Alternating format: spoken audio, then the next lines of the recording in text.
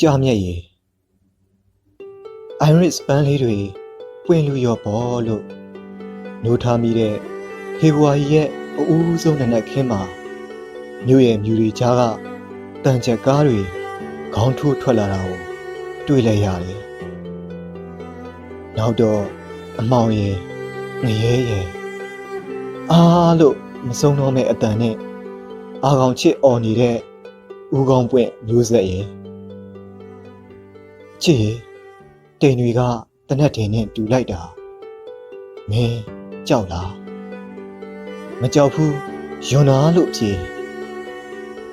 ကိုမင်းကိုပန်းလေးပန်ပေးခြင်းသေးတယ်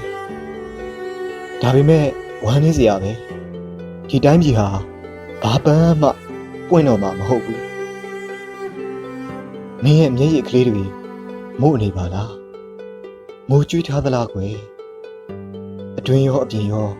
ငိုနေတယ်လို့ဖြေငိုပါချုံးဝဲချပြီးငိုပါလေဒီအချိန်ရဲနေတဲ့မိန်းမတွေထက်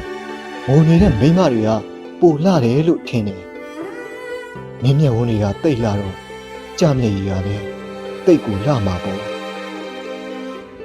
ကိုတို့အမိမြေချစ်စရာလေးနော်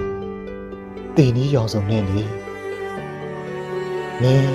ဘာရောင်နဲ့တေးခြင်းလဲအနီရောင်နဲ့တေးခြင်းလဲလို့ဖြေကိုလည်းခွန်ဆန်မဲ့ရင်းနဲ့အနီရောင်နဲ့တေးမယ်ကိုတို့ရက်သိပ်မကွာပဲတေးကြမယ်အရန်အေးတဲ့နိုင်ငံတွေမှာပြန်မွေးဖွားကြမယ်တက္ကသိုလ်အတူတက်ကြမယ်တမိုင်းစာအုပ်အတူဖတ်ကြမယ်မြန်မာနိုင်ငံအကြောင်းဖတ်မိတဲ့အခါဒီနိုင်ငံကြားဘူးတူလိုပဲဆိုရက်မျက်မှောင်ကျုံနာမျိုးဖြစ်သွားလိမ့်မယ်ကိုတို့နောင်ဘဝရောက်နေပြီလေအရင်ဘဝအကြောင်းတွေပြန်မသိတော့ဘူးလေအရင်ဘဝအကြောင်းမှတ်မိနေအောင်မယ်ဆိုရင်နောင်ဘဝဆိုတာလဲဘာအထိပ္ပယ်ရှိမှလဲနော်ကိုတို့တားမွေးမဟုတ်တဲ့အနှွေးတွေဝင်မယ်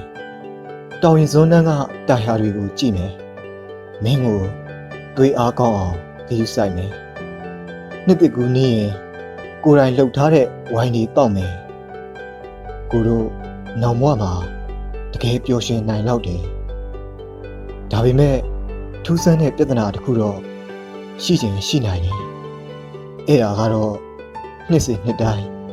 ဖေဖော်ဝါရီလရဲ့အစောဆုံးနနက်ခင်းတိုင်းမှာကိုတို့ညှိုးနေသည်ဖြစ်စေ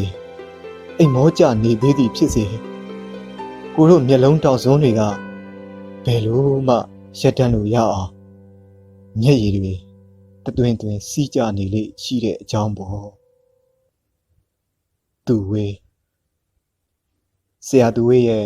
ကြပြဖြစ်ပါတယ်အဆုံးထိနားထောင်ပေးတဲ့အတွက်အားလုံးကိုကျေးဇူးတင်ပါတယ်ခင်ဗျာ